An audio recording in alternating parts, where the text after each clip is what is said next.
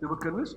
And again we convinced them to let us keep the knowledge of that business so we can resell and we will charge you fraction of the price you have to pay to somebody else. So they were happy to pay a very little amount to get the system done. And we were very happy to get the knowledge.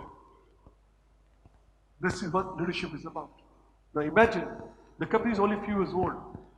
And we are ready to go the money, we are not asking for money, but we are asking for knowledge. That's what decision is about in life. Just remember, if at that time I said, no, I just want the money, I don't care about your knowledge, just give me the money because I need the money. Yeah, they would have given me the money. But where will NETSOL be today? We'll have no product to sell. Now, those were the decisions taken at that time. They were tough. Money was needed. We have to pay salaries. We have to pay the rent. But we said, no, money is not the object. Today, we will not worry about money. Today, we want to build a company with the knowledge. It took us years. We took up peanuts. Whatever system we developed, we took very small amount. Every time we gave them a discount, a big discount, we just took a small amount. Because we wanted to build the company with a product. If that is not leadership, what I said, that was the decision, built-up decision. Not many people will have the ability because money is needed to pay bills. And somehow we said we will survive without the money. We did that. Today, NETSOL is by far one of the largest company with the domain knowledge in the world today. We have very powerful domain knowledge simply because the decisions we took 20 years ago, 22 years ago, on making sure the customer gives us the domain knowledge and let us keep IP rights so we can resell. So how did we become here? How did we become so successful? I'll tell you what, people. It was all about the people we had. I could take decisions. Yeah, this is my decisions, they will not charge. But who developed at the back end? Who converted those total knowledge into a system? People. We were all able to bring in people together. As I said, it wasn't at that time in Pakistan, very few people coming out of IT schools. Today we have so many schools. At that time there were very few schools. So small number of people coming out of schools and we have to train them and we have to train them with IT skills and we have to train them with domain knowledge. We did that. We didn't make an excuse that, oh, we don't have the people. That was an excuse. Today you're lucky, you can find people. You go out in the market and if you're willing to pay whatever salary they want, you can hire them. Not at that time. So people was the key to success of NETSOL. NETSOL today is simply because all people are able to take the stress out. They're able to look after themselves. We created, a cafeteria. Companies took care of the lunch itself with no charge to the employees, making sure again it's critical that people are fed properly so they can focus on the work. We don't want people to go out and spend time looking for food. Small things, small decisions taken. To me, these are very small things, but they were critical. Those decisions created an environment which brought us today. Success is not just being a good leader. Success is a balanced leader. Having feeling of the people. You must understand your people who work for you. Each individual have got their own challenges of life. Do you understand your individuals? Do you know their names? I used to know names of everyone in the early days, but mashallah now today we have 1,500 people plus. But do you know name of everyone who works for you? Do you know them personally? Do you know what they're going through? Do you know their personal life? Do you know how many children they got? Do you know what they do? What their parents? I used to do that. I used to know every individual with their families, with their names, with their spouses, with their parents. That makes the difference. They felt they are part of a family.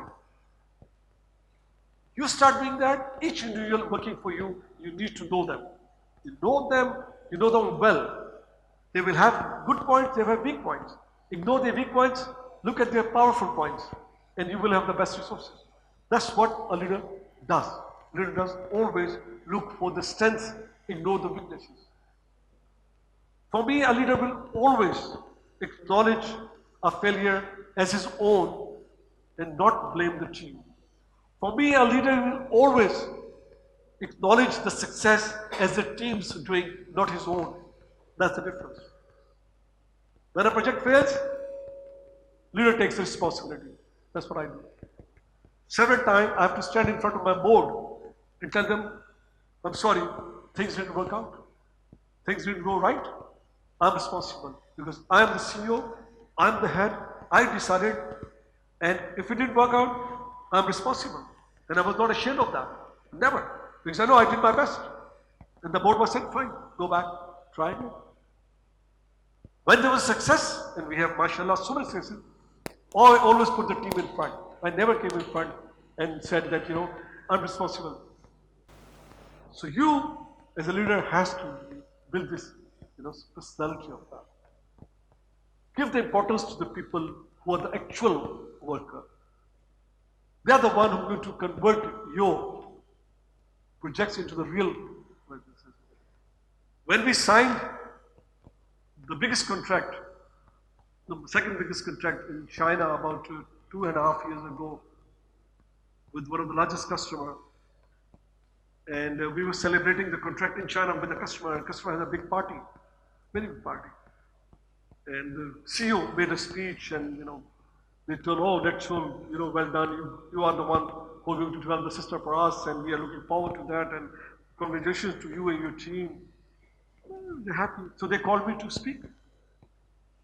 And I said, Serge, thank you very much. Really grateful that you have picked up NETSOL. We really feel, that you have trusted us, and you've chosen us among many companies in the world, chose NETSOL to deliver your system for you. But I'm not going to celebrate today. I'm not going to celebrate today at all. Because what you have done is given a responsibility. And I have made a commitment to give you a system back in 2 years. Now it's a huge commitment. It's a huge responsibility on my shoulder. I cannot celebrate. I'm not going to be, you can't see me smiling today. Let other people enjoy, but I'm not going to smile today. I will smile. I will surely smile, but when? When we deliver the system. Inshallah, there will be time that I will be the happiest person on the earth, and we did that. We delivered the system. And we had a party again in China, and I was smiling. And I was happy. I said, now I can celebrate, and now I can tell you, yes, we've delivered. What does it mean? So whenever you get a responsibility, you have to deliver that. That's what it is about. And we always get new projects, and we always have to remember, a project means a customer has trust in you. They have faith in you that you will give them their system. If we fail, they will lose big time because they're waiting. Their business is waiting for us to give them a system. And if we do not deliver the system in 2 years' time, remember they will lose 2 years of their business life and they have to start again. That's a big loss to our business. So it's a big trust factor between a vendor and a customer. A vendor is making a promise to a customer. We will deliver you your system, you can trust us. You can't make fake promises as a big company. And that's what happens to NETSOL. So far NETSOL has, mashallah, taken huge contracts.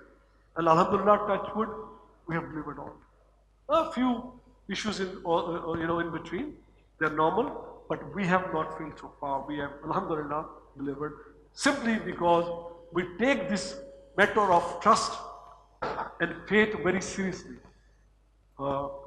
A customer is giving us their total belief in us. I accept it and deliver. That's what leadership is about, guys.